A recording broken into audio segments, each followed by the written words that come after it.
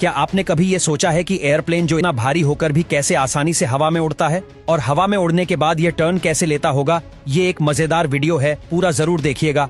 आज के जो मॉडर्न एयरक्राफ्ट है जिनका वजन 400 से 600 टन तक होता है और यह इतने भारी वजन को लेकर आसानी से उड़ जाते हैं, लेकिन इनके पीछे जो इनकी उड़ने की प्रोसेस होती है वह बहुत ही कॉम्प्लेक्स प्रोसेस होती है और जो पायलट होता है उसकी बहुत ही ज्यादा रेस्पॉन्सिबल जॉब होती है।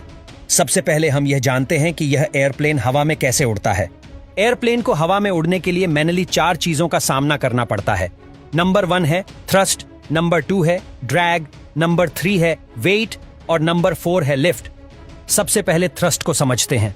थ्रस्ट इंजन से क्रिएट होता है और एयरप्लेन के दोनों साइड विंग पर 2 इंजन लगे रहते हैं और यदि कोई बड़ा एयरप्लेन है तो ज्यादा इंजन भी लगे रहते हैं। एयरप्लेन का इंजन हवा को आगे से खींचता है और हवा को कंप्रेस करके पीछे की तरफ स्पीड में छोड़ देता है और बदले में हवा इंजन को आगे की तरफ फोर्स लगाती है, जिससे हमारा एयरप्लेन आगे बढ़ता है और यही न्यूटन का 3rd लॉ ऑफ मोशन है। इंजन का काम होता है एयरप्लेन को आगे की तरफ फोर्स लगाना।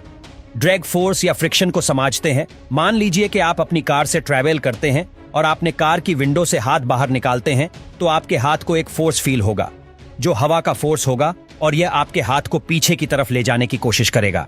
लेकिन यहाँ पर जो हमारी कार है उसका थ्रस्ट ज्यादा होता है और हमारा हाथ भी मजबूत होता है, तो हम कार के साथ में चलते रहते हैं।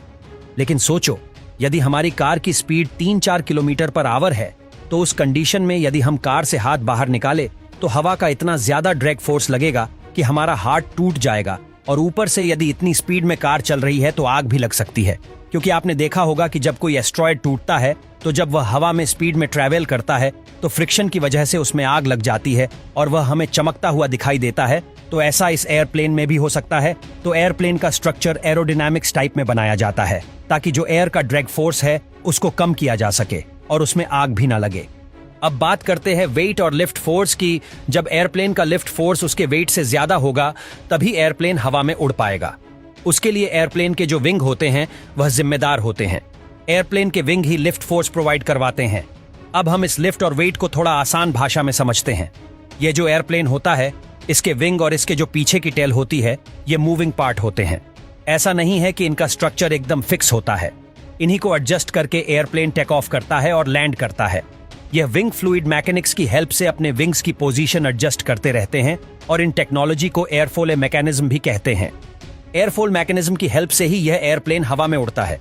एयरप्लेन के पीछे की तरफ यदि देखोगे तो पीछे की तरफ इसकी टेल है, जहां पर यह जो छोटे छोटे विंग लगे हैं जिसे एलिवेटर बोलते हैं और यह जो बीच में बना हुआ है इसको रडर बोलते हैं। एलिवेटर जो भी एयरक्राफ्ट और वर्टिकल फोर्स लगता है उसको एडजस्ट करते हैं और रडर एयरक्राफ्ट के ओरिजिनल फोर्स को मैनेज करता है। अब यह जो रडर और एलिवेटर है यह भी अपनी पोजीशन चेंज करते रहते हैं।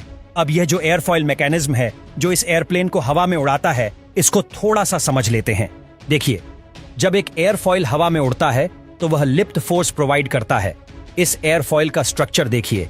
इस एयरफॉइल के आगे और पीछे के हिस्से को स्लेट और प्लेप बोलते हैं और यह स्लेट और प्लेप अपनी पोजीशन जरूरत के हिसाब से एडजस्ट करते रहते हैं।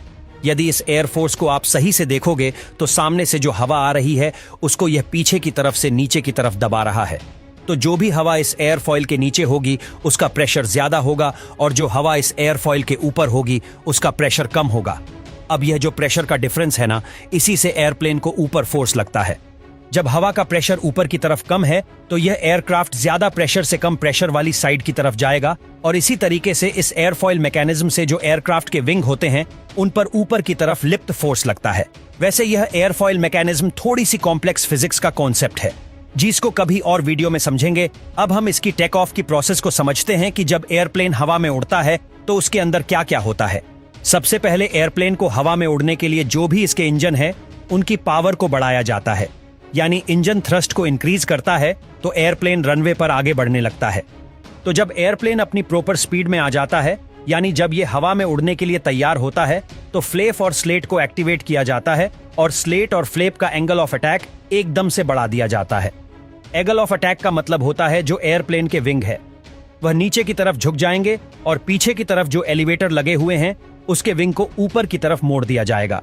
जैसे ही ये अगल बढ़ता है तो एयरप्लेन रनवे पर चलता चलता एकदम से हवा में आ जाएगा, क्योंकि यहाँ पर जो एयरक्राफ्ट का वेट है उससे विंग से लगाया हुआ लिफ्ट फोर्स ज्यादा होगा। जैसे मैंने कार वाले एग्जाम्पल में बताया था, और जितना ज्यादा लिफ्ट फोर्स होगा उतना ही एयरक्राफ्ट स्पीड में आगे बढ़ेगा और उतना ही हाइट पर जाता रहेगा। और यदि इस एयरप्लेन में स्लेट और फ्लेप को एक्टिवेट नहीं किया गया तो इस एयरप्लेन को एक बस की तरह चला सकते हैं जो कभी नहीं उड़ेगा। ये अब एयरप्लेन के इंजन तब तक थ्रस्ट को बढ़ाते रहेंगे जब तक अपनी ऊंचाई पर नहीं पहुंच जाता, और जब एयरप्लेन अपनी जरूरत की ऊंचाई पर पहुंच जाता है तो विंग का जो एंगल ऑफ अटैक है उसको कम कर दिया जाता है, और इस केस में एयरप्लेन का वेट लिफ्ट फोर्स के बराबर में होगा तो इंजन को थ्रस्ट भी कम जनरेट करना होगा और फ्यूल की कंजम्पशन भी कम होगी। एक बार जब एयरप्लेन रनवे से हवा में आ जाता है तो एयरप्लेन अपने टायर को भी अंदर छुपा लेता है ताकि जो हवा का ड्रैग फोर्स है उसको कम किया जा सके। चलो, अपना एयरप्लेन हवा में तो उड़ गया सक्सेसफुली। अब बात आती है यह हवा में टर्न कैसे लेता है। देखिए, यह भी एक गजब की साइंस है। दो तरीके हैं एयरप्लेन को हवा में टर्न लेने के लिए। पहला, यदि हम पीछे की तरफ ये जो रडर लगा है उसको यदि एडजस्ट करें तो एयरप्लेन टर्न ले सकता है। लेकिन इस कंडीशन में जब एयरप्लेन टर्न लेगा तो जो भी इसके अंदर पैसेंजर है उनको एक साइड में धक्का लगेगा। तो फिर ऐसा क्यों किया जाए? यहां पर तो हवा है, हम जैसे चाहे वैसा टर्न ले सकते हैं, और यह प्रैक्टिकल मेथड भी नहीं है तो इसके लिए पायलट एक दूसरा मेथड यूज करते हैं। इस तरीके में एयरप्लेन के विंग है, उनको एक को नीचे की तरफ कर दिया जाता है और दूसरे को ऊपर की तरफ कर दिया जाता है। जब ऐसा किया जाएगा तो एयरप्लेन ऐसे तीर छा हो जाएगा।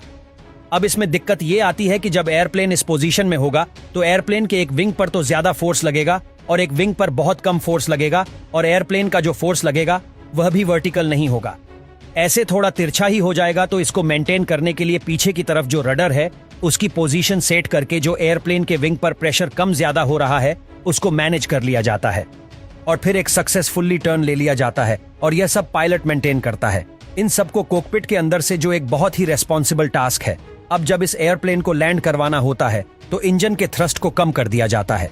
तो जैसे ही इंजन का थ्रस्ट कम होता है तो एयरप्लेन धीरे धीरे नीचे आने लगता है, जिसमें प्लेन का लिफ्ट फोर्स प्लेन के वेट से कम होगा, जिसे प्लेन आसानी से टेक ऑफ कर पाएगा।